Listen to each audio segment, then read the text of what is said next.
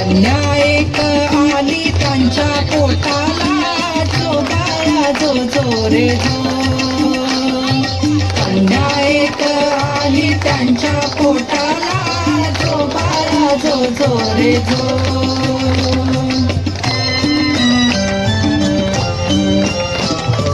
गंगेनीच्या गळा सोन साखळी, जन्मली 1725 साली, जो बाळा. सर्व धनगर समाज बांधवांना माझा नमस्कार. जय मल्हार, जय अहिल्या. आज आम्ही इथे सर्व महिला 300 पुण्यश्लोक राजमाता अहिल्यादेवी होळकर यांची जन्म उत्सव आम्ही आता इथे साजरा केलेला आहे आणि आम्ही सर्व महिला आम्ही इथे जमलेलो आहोत. तर उद्या संध्याकाळी 4 वाजता आम्ही इथे मूर्तीपूजन करणार आहोत. त्यानंतर आम्ही भव्य मिरवणूक काढणार आहोत. मला समाज बांधवांना एवढंच सांगायचं आहे की आपण हे सर्व मनोरंजनासाठी हा उत्सव आपण साजरा करत नाही, तर उद्याच्या पिढीला जागृत करण्यासाठी आपण ही जयंती साजरी करत आहोत.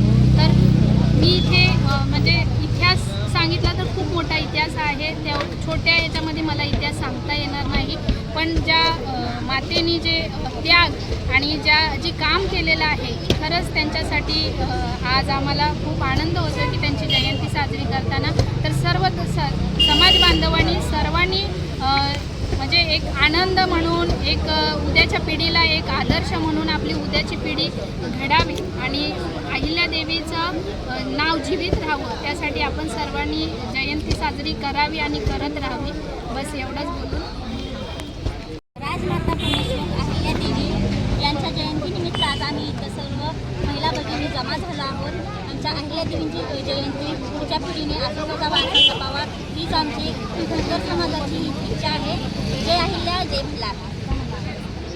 महिलांना उद्देशील की त्या म्हणजे सगळीकडून हारल्या होत्या. परिवार म्हणजे त्यांचे मिस्टर लवकर गेले, त्यांचा मुलगा लवकर गेला, परत त्याच्यानंतर त्यांची मुलगीही गेली, त्यांचा जावई गेला, त्यांचा नातूही गेला, पण कोणी सोबत नसताना सुद्धा त्या हार मानल्या नाही. त्या दटून राहिल्या आणि त्या लढत राहिल्या आणि त्या फक्त धनगर समाजासाठीच नाही तर अनेक समाजासाठी त्या लढत राहिल्या. आणि आज जे जीवित आपण ज्या शिवजीचे जे मंदिर आज आपण जीवित बघतोय, हे फक्त आणि फक्त माझ्या पुण्यश्लोक राजमाता अहिल्यादेवीमुळं आज हे आम्हाला बघायला मिळत आहे. आणि त्या खरंच आदर्श नारी होत्या.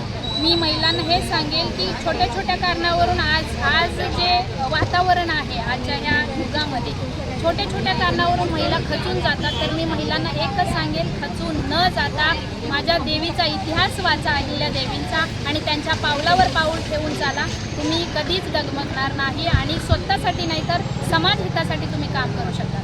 एक मिनिट दादा.